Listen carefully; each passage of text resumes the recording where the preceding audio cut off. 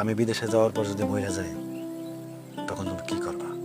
আরেকটা বিয়ে করবা? খবরদার, এসব মরার কথা আমার কোনোদিন আর বলবেন না। আপনার কতবার বলছি এসব ধরনের উল্টাপাল্টা কথা আপনি আমার বলবেন না। আরে বাবা, খেপতেছো কেন? আমি তো একটা প্রশ্ন করতে শুধুমাত্র, তুমি উত্তর দাও না। কি করবা? একটা বিয়ে করবা? জীবনেও না। আপনাদের ছাড়া আমি থাকতে পারবো না। আর আমি সবসময় আল্লাহর কাছে এই দোয়াটাই করি যেন আপনার আগে আমার মৃত্যু হয়। কারণ আমার আগে যদি আপনি চলে যান, সেই যন্ত্রণা আমি কোনোদিনও সহ্য করতে পারবো না। আর আরেকটা বিয়ের কথা কইলেন, আপনি আমার জীবনে না থাকলে আমি আপনার কথা দিতেছি, দ্বিতীয় কোনো পুরুষ আমার জীবনে আসবে না। কথাটা শুনে মনটা ভরে গেল। তুমি আমার অনেক ভালোবাসো, তাই না? অনেক ভালোবাসি কিনা জানি না, কিন্তু নিজের থেকে বেশি ভালোবাসি। আমি তো এটা ভাবতেই পারতেছি না যে কয়েকদিন পর আপনি বিদেশ চলে যাবেন। আপনি যদি বিদেশ চলে যান, আমি কারে নিয়ে থাকবো, কেমনে থাকবো, আমি তো এটাই বুঝতে পারতেছি। আরে বাবা, কষ্ট পাইও না। বাবা মা আছে না, তাদের সাথে কথা বলে তোমার সময় কেটে যাবে। তাছাড়া আমি বিদেশে বসে সময় সুযোগ পাইলেই তোমার ফোন দেবো। আর এখনকার যুগ, ভিডিও কলে কথা বলবো, দেখতে পাবো, কথা বলবো, তোমার মন ভালো থাকবে।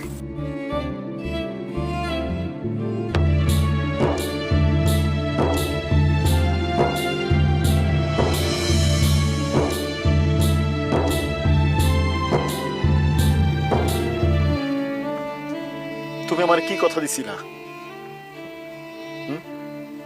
তুমি আমার কথা দিছিলা তুমি সারা জীবন আমার জন্য অপেক্ষা করবা।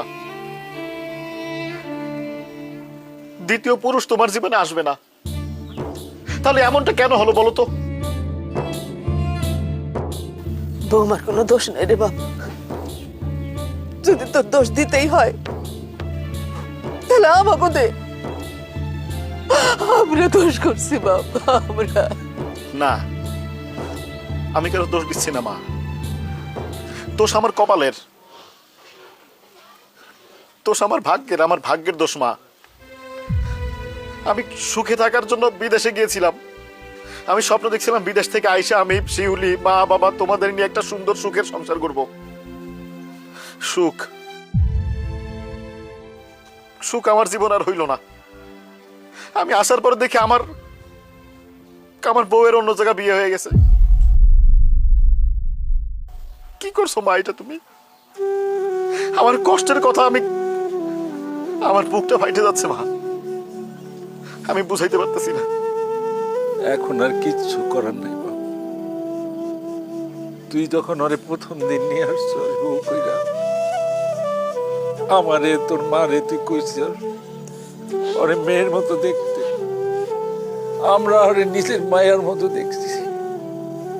বাপ মার দায়িত্ব পালন করছি, ওরে বিয়ে দিয়ে দিছি। তোমরা অনেক ভালো করছো আব্বা, অনেক ভালো করছো। এমন হইতে পারতো যে আমি আর কোনোদিন ফিরে আসি নাই, তখন কি হইতো? ওরে বিয়ে দিছো, ভালো করছো। আমি না হয় আমার কপালের দোষ হিসেবে মাইনা নিয়া সারা জীবন তোমার স্মৃতি বুকে নিয়ে বাইসে থাকবো।